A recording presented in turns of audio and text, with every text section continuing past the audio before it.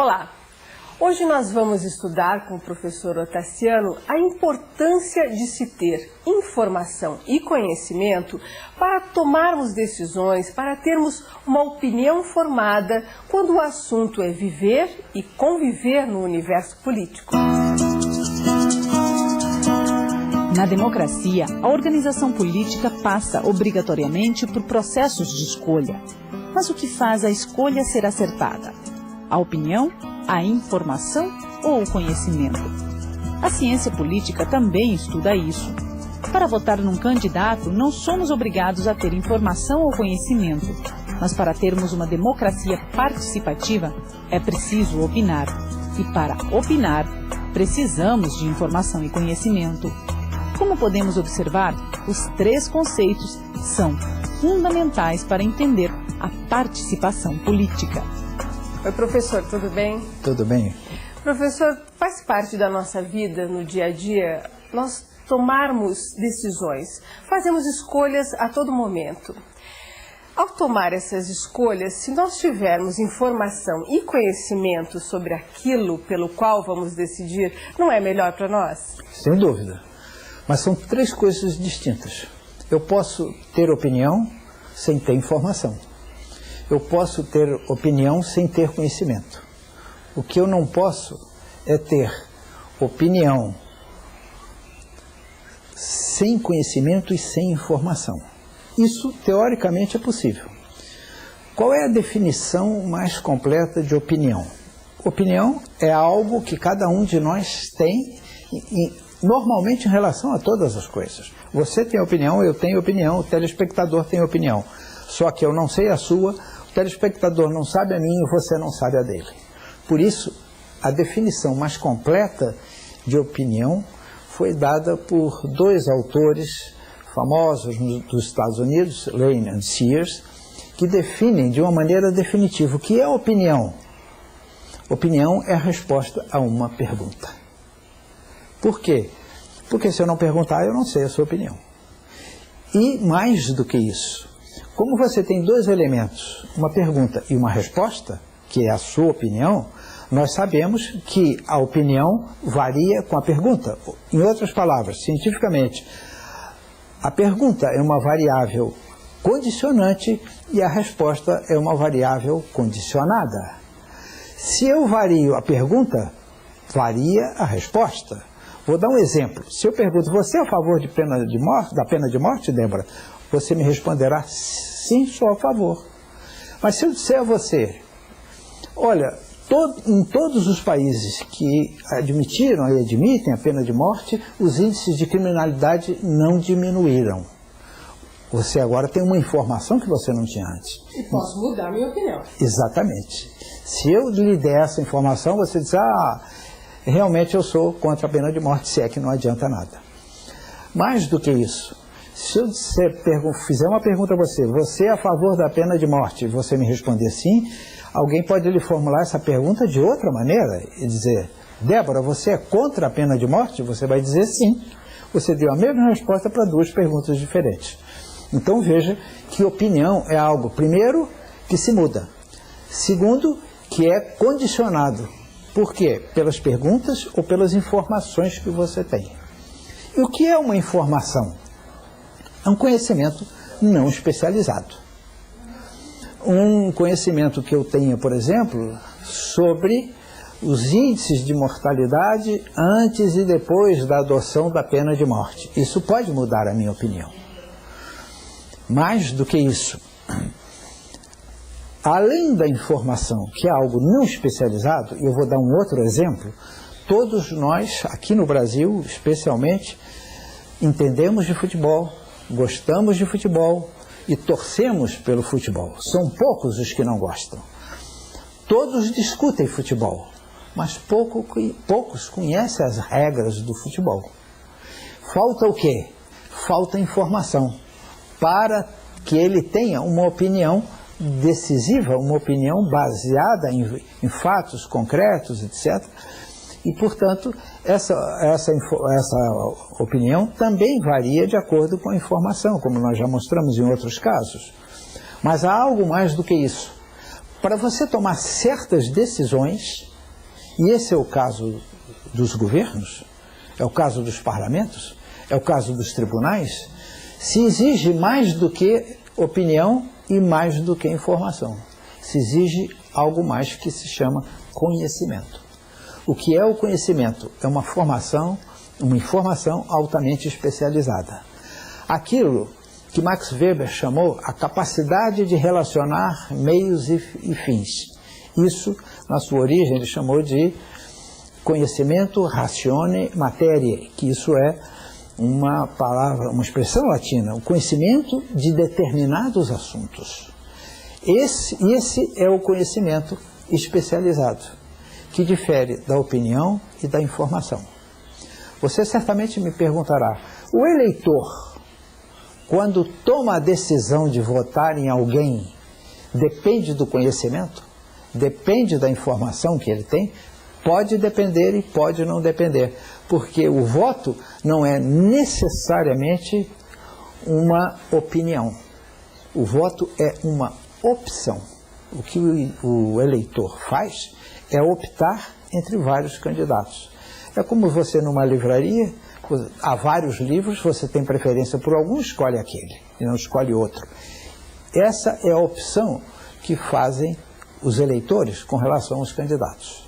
Então veja que nós temos, na realidade, opção, opinião, informação e conhecimento. São requisitos básicos para que a gente possa viver, conviver, governar e ser governado. Agora a perguntinha da Caroline. Professor, o que é opinião pública? Opinião pública é algo mais complexo do que a simples opinião, né? Já se disse no Brasil, há um ditado popular que diz que opinião pública é opinião publicada, opinião que os jornais publicam, que as televisões divulgam, o rádio, os meios de comunicação, a mídia em geral. Mas não é nada disso só, ou é muito mais do que isso. O que é opinião pública? É aquela opinião coletiva que se manifesta em função de inúmeras variáveis, não apenas da informação, em função da própria opinião de cada um, em função do conhecimento, etc. Então, nós temos aí um conjunto de fatores que fazem com que a opinião pública se manifeste num ou no outro sentido. Isso é o que faz, por exemplo, a opinião pública faz com que escolhamos um candidato e não outro. Isso é uma forma de opção. Quando isso se materializa numa eleição, nós estamos assistindo o quê? A manifestação coletiva, uma manifestação da opinião pública. A opinião pública, portanto, é essa opinião que se manifesta coletivamente e que nunca é unânime, especialmente nas sociedades democráticas. Embora nas sociedades autocráticas também não haja unanimidade de opinião, né? Mas isso é o que nós convencionamos chamar de opinião. Como é que se afere essa opinião? Através de um instrumento hoje muito disseminado, que são as pesquisas de opinião. Há pesquisas quantitativas, em que a pessoa apenas emite a sua opinião, faz a sua opção, e existem pesquisas qualitativas de opinião pública, em que você explica por que se manifesta a favor, contra, né, aderindo ou não a qualquer ideia, a qualquer princípio, a qualquer conceito e a qualquer posicionamento. Professor, o voto é um instituto recente para nós brasileiros. Temos pouca experiência desse instituto democrático que é o voto. Mas tem como a gente qualificar, é possível qualificar essa opinião pública pelos exercícios de voto já feitos pelos brasileiros? Sem dúvida. Veja que o voto não é um instrumento tão novo. O voto tem mais de 200 anos. No Brasil, se votou inclusive no período colonial, mas para escolhas apenas localizadas. Nós não tínhamos autogoverno, éramos uma colônia.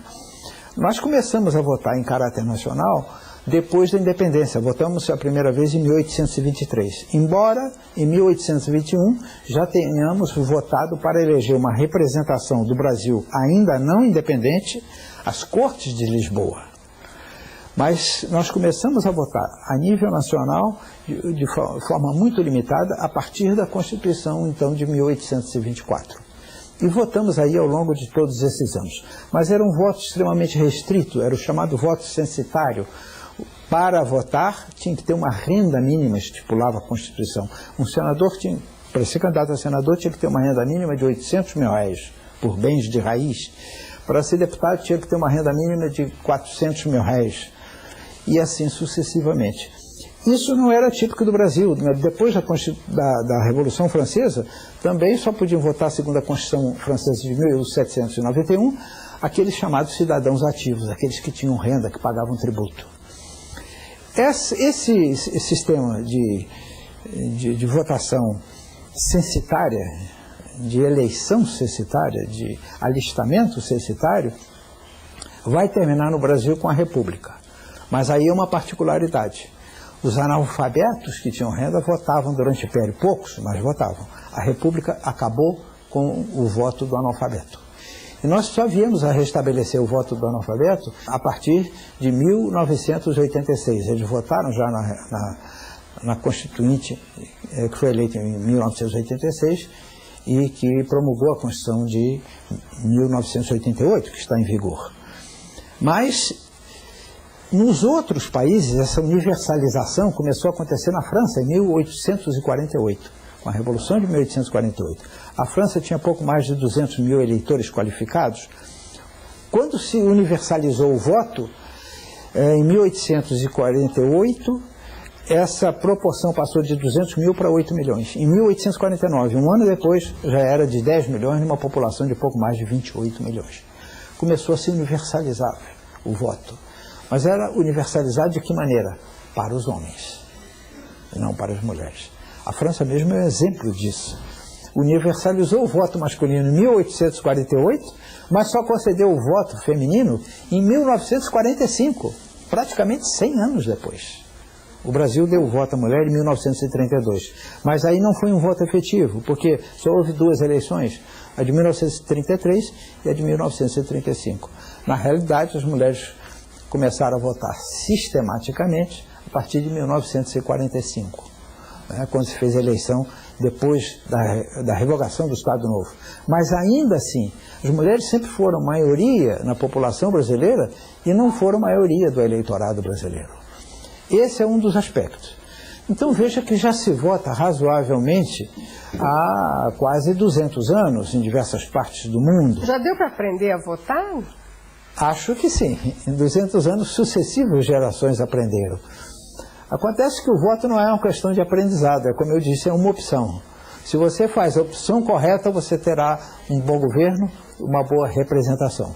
Se você faz a opção errada, você terá péssimos representantes e maus governos. E agora nós temos a pergunta da Mariângela. Professor Otaciano, quando se fala em política, é possível haver escolhas racionais? É possível fazer escolhas racionais. Há um autor americano que se chama Anthony Downs, autor de um livro que se chama Teoria Econômica da Democracia, que trata exatamente das escolhas, a teoria da escolha racional. Não é?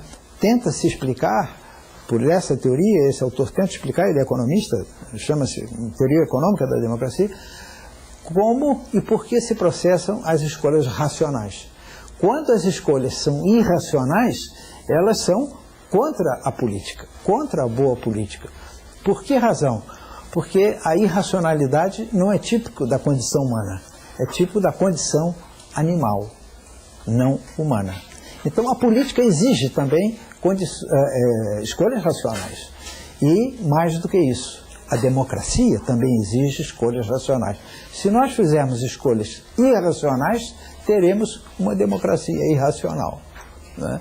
Isso tem acontecido em várias partes do mundo. Por exemplo, Hitler, quando assumiu o poder, fez quatro plebiscitos, a população votou com ele e terminou na pior das ditaduras que o século XX conheceu.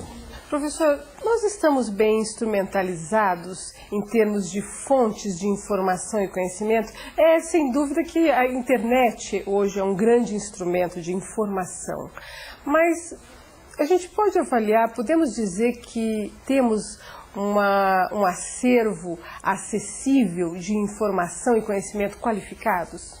Esse acervo existe. O que ele não está é acessível a todos. Por que razão? Eu mostrei aqui que a opinião todo mundo tem. A informação você tem que proporcionar às pessoas. E o conhecimento, mais ainda, as pessoas têm que buscar. O que nós temos é um sistema educacional que está se universalizando. Nós temos hoje 94% das crianças brasileiras estão no ensino médio. O que nós não temos é um ensino e uma educação de qualidade. E, portanto, é um conhecimento ainda insuficiente para as necessidades do país. Ele pode existir e pode não estar ao alcance de todos. E aí nós temos duas questões. Uma da quantidade que estamos resolvendo e a outra não resolvida, que é da qualidade. Isso, os novos instrumentos, como a televisão, internet, etc., vão contribuir para se universalizar essas formas de conhecimento. Mas isso ainda é uma situação ideal para nós chegarmos a um conhecimento universalizado e de qualidade. Boa informação, bons conhecimentos, vale mais para quem governa ou para quem é governado? Para ambos. Mais necessário para quem governa, mas é necessário também para quem elege os governos, para quem escolhe os governos. Você, para votar, deve se informar em quem você está votando. Por quê? Se você fizer uma má opção, você terá um mau governo. Se você fizer uma boa opção, provavelmente terá um bom governo. Então, embora o eleitor só faça uma opção, se essa opção é calcada numa boa informação, e melhor ainda, se é calcada num bom conhecimento, será uma boa escolha e uma boa opção. Professor, e quem é o nosso personagem de hoje? Hoje é um personagem monumental, que é Max Weber. Ele não é um filósofo, ele é um sociólogo. Escreveu uma obra de sociologia, considerado por isso o sistematizador da sociologia moderna, que se chama Economia e Sociedade. Que grande contribuição ele deu! Uma contribuição contrária à de Marx, de Karl Marx. Ele era alemão como Marx. E qual foi a contribuição de Marx? Estipulou uma teoria segundo a qual todos os procedimentos da política, da sociedade, etc., se baseavam na economia, nas relações econômicas. Max Weber, não só nesse livro extraordinário que é Economia e Sociedade, mas num outro livro que também é muito conhecido dele, que se chama A Ética Protestante e o Espírito do Capitalismo, fez uma concepção diferente de Marx. Ele mostrou que a própria religião pode influenciar e influencia os procedimentos da economia, influencia a própria economia. Evidentemente que essa não é a única contribuição dele, é uma das mais notáveis, mas ele deu à sociologia política uma dimensão que antes dele ela nunca teve. E você fica agora com as nossas dicas para os seus estudos complementares.